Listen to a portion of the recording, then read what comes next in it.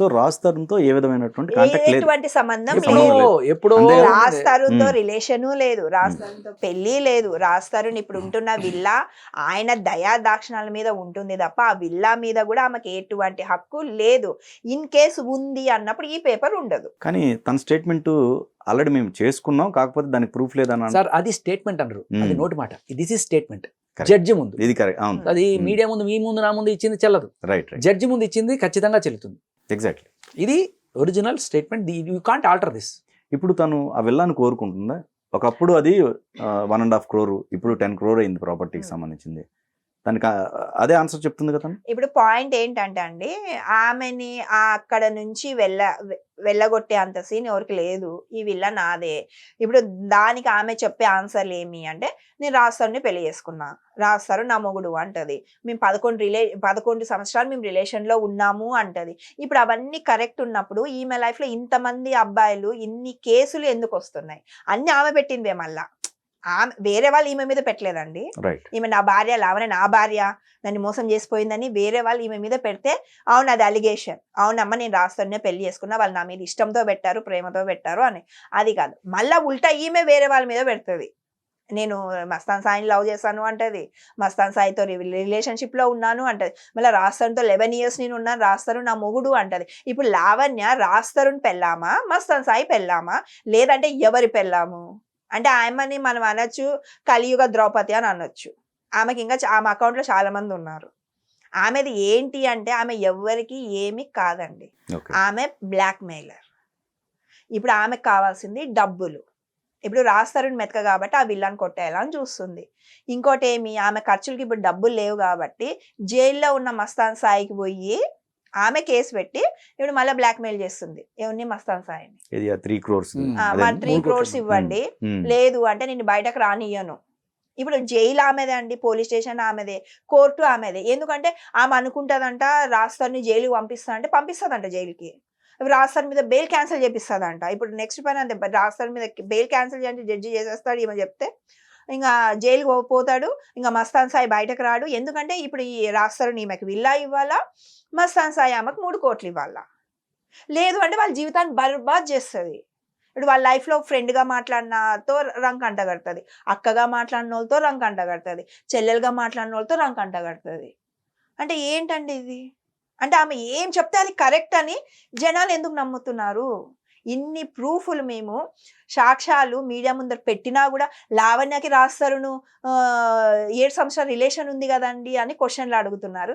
ఏ angle అడుగుతారు, ఎందుకు అడుగుతారండి? ఇది నాకు అర్థమవుతలేదు. అంటే వాళ్ళకి బ్రెయిన్ ఉండదా, ఆలోచించే శక్తి ఉండదా? ఇన్ని నేను చేయించగలను అంటే కళ్ళ ముందు కనబడుతున్నా ఇదిగో మస్తాన్ సాయి నన్ను ఇది చేశాడు, మస్తాన్ సాయి నేను ప్రేమించుకున్నా, పెళ్లి చేసుకుందాం అనుకున్నా, ఇదంతా కళ్ళ ముందు కనబడుతుంది. ఇంకో పక్క రాజ్ తరుణ్ నన్ను మోసం చేశాడు. ఈవిడ మోసం చేయలేదు. ఈవిడ మస్తాన్ సాయితో తిరగడం అనేది మోసం కాదు, రాజ్ తరుణ్ ఈవిడ మోసం చేశాడట. సో ఇంకొకటి ఏంటంటే ఆవిడ నలుగురితో తిరిగినా నలుగురు ఈవిడ మోసం చేసినట్టే తప్ప ఈవిడ ఎవరిని మోసం చేయదు. ఈవిడ 10 మందితో తిరిగినా 10 మంది ఈవిడ మోసం చేస్తారు తప్ప ఇవి ఒకళ్ళని మోసం చేసినట్టు. ఇప్పుడు ఆవిడొచ్చి మీ ఇంట్లో ఉన్నా కూడా మీరు ఆవిడ మీద దౌర్జన్యం చేస్తారు తప్ప ఆవిడ మీ మీద చేసినట్లు కాదు. అంటే నన్ను రౌడీలతో కొట్టించేది, నేను ఆవిడ కొట్టించినట్టు కేసు పెడుతుంది. సో బేసికలీ మీకు అర్థమైంది ఆవిడ మోడస్ ఆఫ్ ఆపరండి. నిన్న ఆవిడిల్లు ఆవిడే పగలు కొట్టుకొని సీసీ కెమెరాలు కూడా పగలు కొట్టేసి, అది ఎప్పుడు గమనించండి, సీసీ కెమెరాలు ఎందుకు పగలు కొట్టేస్తారు అంటే సాక్ష్యాలు లేవు కదా, వీళ్ళందరూ వచ్చి పగలు కొట్టారు, సీసీ కెమెరా కూడా పగలు కొట్టారు కాబట్టి నేను చూపించలేను. పోనీ బయట కెమెరాలు అయితే పగలు కొట్టలేదు కదా, చూపించు. ఎదురింటి కెమెరాలు కనబడట్లేదు, ఒక్కటి చూపించిందా? లేదు. సో ఈ తెలివితేటలు మనం గమనిస్తూనే ఉన్నాం. ఇంకొకటి ఏంటంటే ఈవిడ చెప్పినట్టు నేను జైలుకి పంపిస్తా, నీ మీద ఈవిడైనా పోలీస్ ఆఫీసర్ లేకపోతే జడ్జా, అది నాకు అర్థం అవ్వట్లేదండి. ఇప్పుడు స్టేట్మెంట్ ఎలా చేయగలదు అనేది చెప్తా. ఎలా చేయగలదు అంటే ఇది ఒక్కటి వినండి, మీకు అర్థమవుతుంది. ఆవిడ కాన్ఫిడెన్స్. ప్లీజ్ ఆపేవా సాయి, ప్లీజ్. గ్రూప్ పెట్టిస్తావా సాయి నా మీద? ఇప్పుడు మొత్తం కొలాప్స్ చేస్తా, అందరిని దెంగేమని చెప్పా. గ్రూప్ వెనక్కి తీసుకుంటా, దవడ మీద కొట్ట అన్ని వెనక్కి తీసుకుంటా. ఈ సెకండ్ నాకు వద్దు సాయి, ఐఎమ్ సారీ. సాయి పంపించేసాను సాయి, ఇప్పుడు దాకా నేను ఇంకేం చేయలేను. ఇప్పుడు దాకా పంపించిన రీసెంట్ డిలీట్ చేసి నేను నా మీదకి తెచ్చుకోనా? నేను సార్ కాళ్ళ మీద పడి వెనక్కనే లాక్కుంటా. నువ్వే స్టేషన్కి పంపించావంట ఇవాళ ఫోన్ల కోసం. ఏం సాయి? అన్విక నీ దగ్గరకు 20 ఫస్ట్ గ్రూప్ డిలీట్ అయి ఇప్పుడు ఆవిడ ఓపెన్ గా మీడియా ముందు ఒక్క నిమిషం, అందరికి ఒక్క ధమ్కిలు ఇస్తుంది. సీఎం ఆఫీస్ నుంచి ఫోన్ చేయించుకుంటాను సాయి, నీకేం నొప్పా? లంజనేగా పడుకుంటాగా. మీకు అర్థమైంది ఎవరి కాన్ఫిడెన్స్? సో నేను ఎవరితో అయినా పడుకుంటాను, ఎవడైనా నాకు పని చేసి పెడతాడు. సో పోలీస్ ఆఫీసర్తో కూడా మనం చూసాం ఎఫ్ఐఆర్లు. సీఎం ఆఫీస్కి కూడా వెళ్తుందంట ఆవిడ, ఎక్కడికైనా వెళ్తుంది ఆవిడ. సో నాకు ఎవరితో అయినా పడుకుంటాను, నేను పని చేయించుకుంటాను. సో కాబట్టి జడ్జిలు కూడా ఇలాగ చేయాలనుకుంటుందా? లేకపోతే పోలీస్ వ్యవస్థను కూడా, సరే పోలీస్ వ్యవస్థను మనం ఆల్రెడీ చూసాము, ఇంకా లాయర్లను కూడా చూసాం పాపం స్విమ్మింగ్ పూల్లో. ఇంకా జడ్జిలు మాత్రం మిగిలారు పాపం. అక్కడ దాకా వెళ్ళరులేండి. ఓకే, సో మీరే అదే అండి ఇప్పుడు ఇందాక అది కంటిన్యూషన్లో ఆపారు, ఏంటండి అది? యాక్చువల్ గా ఈవిడ అనేది అంటే మీడియా ముందే ధమ్కిలు ఇస్తుందండి. ఆవిడ బ్లాక్ మెయిలింగ్ సిస్టమ్ ఏముంది అని అంటే బ్లాక్ మెయిలింగ్. ఓహో ఇప్పుడు రాస్తారును నా మీద దాడి చేపించాడు, రాస్తారుని దాడి చేపించాడు, ఇంకా రాస్తారుని అయిపోయినావు నువ్వు, ఇంకా అయిపోయినావు, ఇంకా నీ సీక్రెట్స్ అన్ని నేను ఇన్ని రోజులు నీ మీద ప్రేమతో నేను పెట్టాను, ఇంకా నేను బయట పెట్టేస్తా. ఇప్పుడు వెంటనే లీక్ చేసింది హర్యానాది. ఓకే, ఇంకా ఉన్నాయి అంటున్నారు కదా. లేదు చెప్పేది హర్యానా వీడియో, దీంట్లో ఒక సింపుల్ ఇక్కడ లాజిక్ ఉంది. ఓకే, ఆ అమ్మాయి వీడియో లీక్ చేసింది. ఏమని ఉందండి దాంట్లో, రాస్తారును హర్యానా లావణ్యకు ఫోన్ చేసి, ఇప్పుడు ఇల్లీగల్ రిలేషన్ ఎప్పుడు ఉందంటే అండి, ఈమెకు తెలియకోకుండా వాళ్ళిద్దరు రాస్తారును హర్యానాతో ఉందంటే ఈమె రెడ్ హ్యాండెడ్ గా పట్టుకుంటే అది ఈమె ప్రూవ్ చేసినట్ల. అది సీన్ అది కాదు కదా. రాస్తారున్ హర్యానా ఈమె కాల్ చేశారు. అది ఎందుకు అని అంటే రాస్తారును రెడ్ హ్యాండెడ్ గా ఈమె వేరే వాళ్ళతో బెడ్ షేర్ చేసుకోవడం కళ్ళతో చూశాడు వాళ్ళ రూమ్ లో.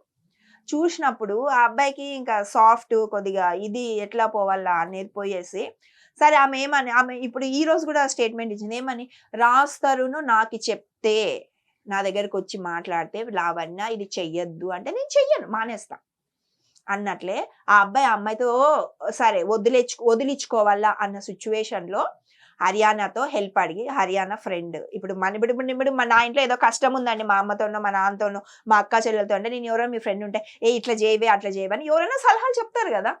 అదే పాయింట్ హర్యానా ఉందంటే సర్లే రాస్తారు, నువ్వు ఫ్రెండ్ కదా, నువ్వు ఏదో బాధలు పడుతున్నావు దాన్ని పోవాలంటే సరే నేను మాట్లాడతాలే, నేను నాకు నీకు రిలేషన్ ఉన్నట్లు మాట్లాడతాలే.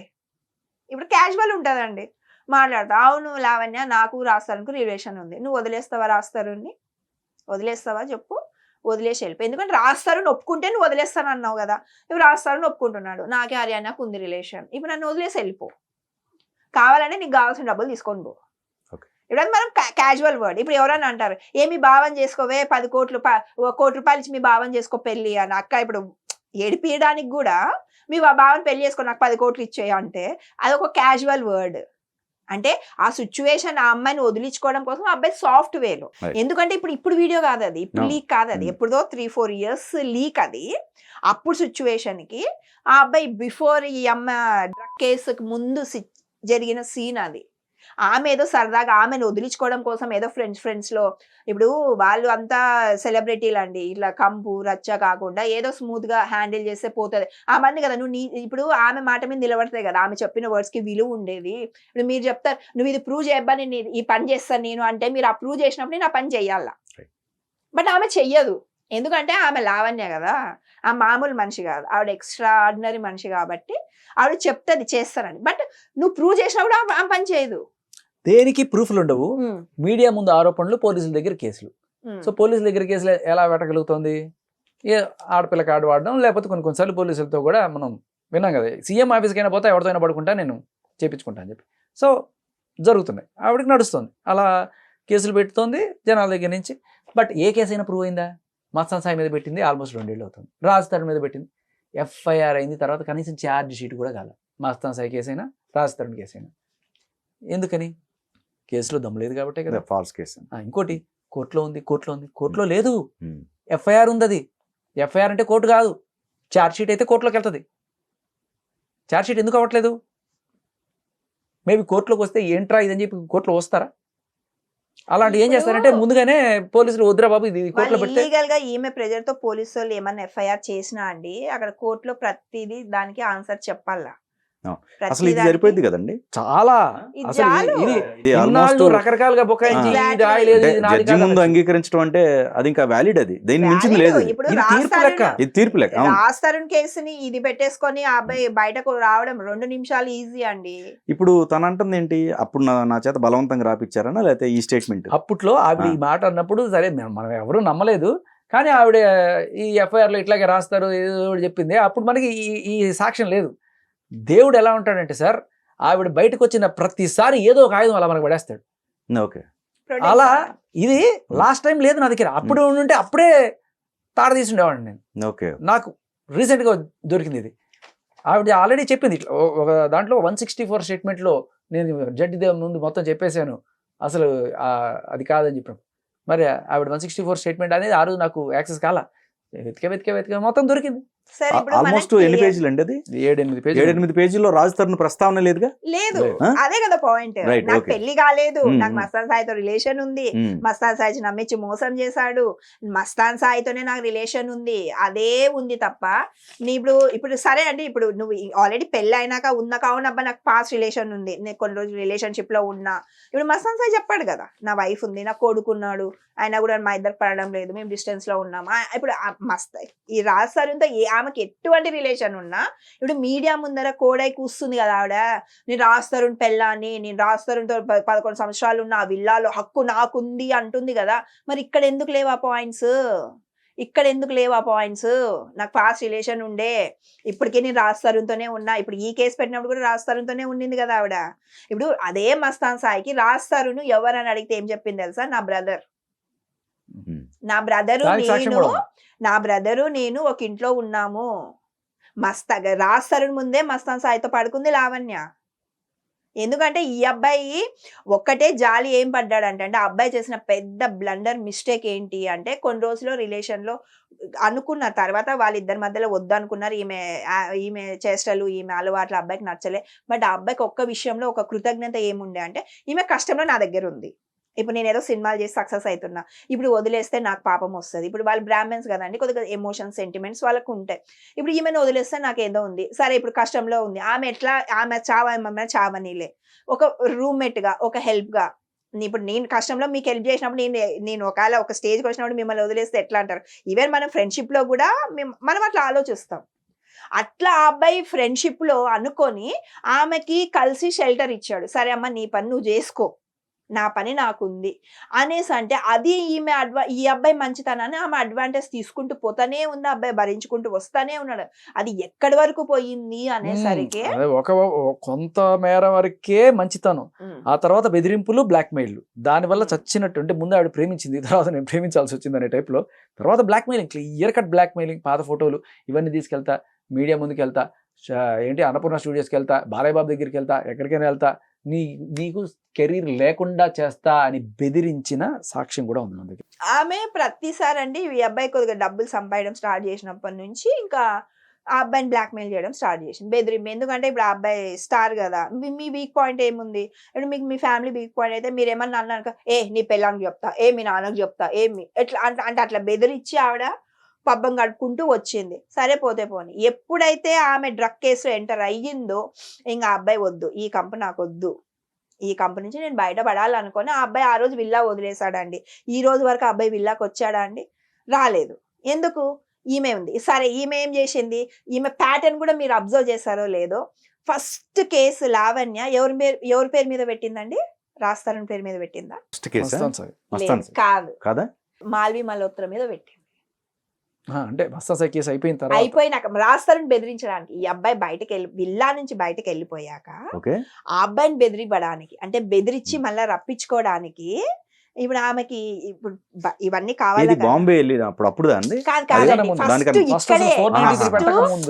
ఇప్పుడు ఆమె జైలు నుంచి వచ్చాక రాజతరుణ్ లేడు. రాజతరుణ్ లేస్తే ఫోన్ చేస్తుంటే వగలు పడింది, చిన్నోడా రా చిన్నోడా అది ఇది అంటే, లేదమ్మా ఇంకా నేను డెక్కరేసి ఉంది రాను, నువ్వు కుక్కల వరకు అయితే ఎంతో కొంత డబ్బులు పంపిస్తాను, నీ లైఫ్ నీది, ఇంకా నాకు వద్దు, ఇంకా నేను రాను, నేను ఏదో ఉన్నా, నా లైఫ్ సినిమాలు ఉన్నాయి, నాకు 2-3 సినిమాలు ఉన్నాయి, నేను చూసుకుంటా అనేసరికి ఆ అబ్బాయిని రిటర్న్ రప్పించుకోవడం కోసము ఫస్ట్ మాల్వి మల్హోత్రా మీద కేసు పెట్టింది. ఎందుకంటే అది కేసు పెట్టింది లావణ్య అని ప్రూవ్ చేస్తే వచ్చేసి కాంప్రమైజ్ అయిపోతాడు అని చూసింది. ఆ అబ్బాయి రాలేదు, స్ట్రాంగ్ గా ఉన్నాడు. స్ట్రాంగ్ గా ఉండేసరికి ఏమైపోయింది, నెక్స్ట్ డేనే మీరు అబ్జర్వ్ చేస్తారు లేదు ఇంటర్వ్యూలు అన్ని చూడండి, ఒక 2 రోజులకే మళ్ళీ లాయర్ని పెట్టేసి నన్ను మోసం చేశాడు, రాజస్థాన్కి నాకు రిలేషన్ ఉంది అని కేసు ఫైల్ చేసింది. మళ్ళీ అప్పుడు కొంతమంది సో కాల్ లాయర్స్ ఎంటర్ అయ్యి, అమ్మా నీకు రిలేషన్ ఉంది అది అంటే పెద్ద సీరియస్ అవ్వదమ్మా, దానికి ఇంకా 2-3 మసాలాలు పెడతామమ్మా, నేను పెళ్లి చేసుకున్నాడు, నీకు కడుపు తీసాడు, ఇవంతా లాయర్స్ స్టోరీ స్ట్రాంగ్ అంటే సెక్షన్ స్ట్రాంగ్ అవడానికి నువ్వు పెట్టమ్మా అనేసి అంటే, సరే నాకు కడుపు తీసేశాడు, దానికి ఏమైనా ప్రూఫ్ ఉందా? ప్రూఫ్ లేదు. హాస్పిటల్ అబార్షన్ చేశాడు, దానికి ఏమైనా ప్రూఫ్ ఉందా? ప్రూఫ్ లేదు. నాకు పెళ్లి చేసుకున్నాడు, దానికి ఏమైనా ప్రూఫ్ ఉందా? లేదు. మేము ఒక్క ఫోటో దిగలేదు, మాకు ప్రూఫ్ లేదు. మాటలే కానీ చేష్టలు కాదు, అవన్నీ సెక్షన్లు. అవి అయినప్పుడు అది ఎందుకు మళ్ళీ రాస్తారని బెదిరించడానికి, నీ మీద నేను ఈ కేసులు పెట్టాను అంటే నువ్వు నా దగ్గరికి రాస్తాను. రాలేదు, సరేనమ్మా కేసు పెట్టావు కదా నేను కోర్టులో చూసుకుంటా. వచ్చాడా రాస్తారు? రాలేదు. ఇంకా అప్పుడు నెక్స్ట్ స్టెప్ ఏంటి, రాస్తారు నుంచి చిల్లర రావడం లేదు. ఇప్పుడు నెక్స్ట్ ఎవరు టార్గెట్ చేయాలా? మస్తాన్ సాయి. మస్తాన్ సాయి టార్గెట్ ఎట్లా చేయాలా? ఆల్రెడీ కేసు పెట్టింది. ఇప్పుడు రాస్తారుకి ఆమెకి ఏం రిలేషన్ లేకున్నప్పుడే అప్పుడు ఆమె మీద ఇప్పుడు మస్తాన్ సాయితో రిలేషన్ ఉంది, మస్తాన్ సాయి రాస్తారుని ముందరే వాళ్ళిద్దరు బెడ్ షేర్ చేసుకున్నాడు, ఇవన్నీ రాస్తారుకి తెలుసు. నా మీద ఆమె మీద రేప్ కేసు పెట్టుకున్నా, నీ ఇష్టం అమ్మ, నువ్వు పెట్టుకో, నీ కేసు నీది, నాకేం సంబంధం లేదు, నీ లైఫ్ వేరు నా లైఫ్ వేరు, నువ్వు పెట్టుకో అన్నాడు. ఆ ఇంట్లో ఉండి ఆ ఇంట్లో విల్లాలో ఉన్నప్పుడే మస్తాన్ సాయి ఫ్లాట్కి పోయింది ఆవిడ, మస్తాన్ సాయితో రిలేషన్ పెట్టుకుంది ఆవిడ, మస్తాన్ సాయితో సెక్స్ వీడియోలు చేసింది ఆవిడ, మస్తాన్ సాయితో రేప్ కేసు పెట్టింది కూడా ఆ విల్లాలో ఉన్నప్పుడే. ఇప్పుడు వాళ్ళిద్దరు ఏమవుతారు? రూమ్మేట్స్ అవుతారు. మొగుడు పెళ్ళాలు కాదు, లివింగ్ కాదు. ఒకవేళ లివింగ్ లో ఉన్నప్పుడు రాస్తారు నా రోజు చెప్తా కొడతాడా? ఇప్పుడు నేను లివింగ్ లో ఉన్న అమ్మాయి నువ్వు వేరే అబ్బాయి దగ్గర పోయి కేసు పెడితే, రేప్ కేసు పెడితే ఎందుకు యాక్సెప్ట్ చేస్తారండి? సరే అప్పటి వరకు రిలేషన్లోనే ఉన్నాడు అనుకో, రాస్తారు. నువ్వు మస్తాన్ సాయి మీద రేప్ కేసు పెడితే, అవును నువ్వు వేరే అబ్బాయిని మోసపడి వేరే అబ్బాయి మీద రేప్ కేసు పెడితే, ఇప్పుడు నేను అనే వ్యక్తి, రాస్తాను అనే వ్యక్తి అమ్మాయితో ఎందుకు రిలేషన్ మెయింటైన్ చేస్తాడు? చేస్తాడా? ఏమో కూడా అయినా సరే. ఇప్పుడు ఎవరన్నా వైఫ్ అండ్ హస్బెండ్ ఉన్నాడు అనుకోని, వాళ్ళ వైఫ్ వేరే వాళ్ళతో కనెక్షన్ ఉంది అంటే ఏమంటాడు? అమ్మ తల్లి నువ్వు వెళ్ళిపో, వదిలేస్తాడు. రచ్చ చేయాల్సిన అవసరం లేదు, డీసెంట్ ఉండేవాళ్ళు. సరే అమ్మ నీ లైఫ్ ఏదో నువ్వు బతుకున్నావు, వదిలేసేయి, నన్ను వదిలేసేయి అని క్లియర్ అయిపోతారు. ప్రతిదానికి గొడవ ఉంటేనే అది నేను గొడవ ఉంటేనే కరెక్ట్, గొడవ లేదు అంటే తప్పు అనేది అర్థం కాదు కదా. ఇప్పుడు అబ్బాయి గొడవ పడే నేచర్ కాదు కాబట్టి ఆ సిచ్యువేషన్ వచ్చింది. ఇప్పుడు ఆమె ఏమైంది, సరే వాళ్ళ లైఫ్ ఆమె ఏదో చూసుకుంది కదా మస్తాన్ సాయితో, ఆమె ఏదో ఉంది హ్యాపీగా. ఇప్పుడు ఈ అబ్బాయి పాటి ఈ అబ్బాయి సినిమాలు, ఈ అబ్బాయికి నచ్చిన వాళ్ళతో మాట్లాడుకోవడం, ఈ అబ్బాయికి నచ్చిన వాళ్ళతో తిరుక్కోవడం, ఈ అబ్బాయి ఇప్పుడు ఆ అమ్మాయి చేస్తున్నప్పుడు అబ్బాయి ఎందుకు చేయకూడదండి? అవన్నీ ప్రూఫ్లు పెట్టుకొని, అవన్నీ క్యాజువల్ గా మాట్లాడిన ప్రూఫ్లు. ఇప్పుడు ఇండస్ట్రీ అంటే ఇప్పుడు పార్టీలు అంటే మాట్లాడుకుంటాం, మందు తాగుతారు, కలుస్తారు, ఇవన్నీ తప్పులు ఎందుకు అవుతాయి?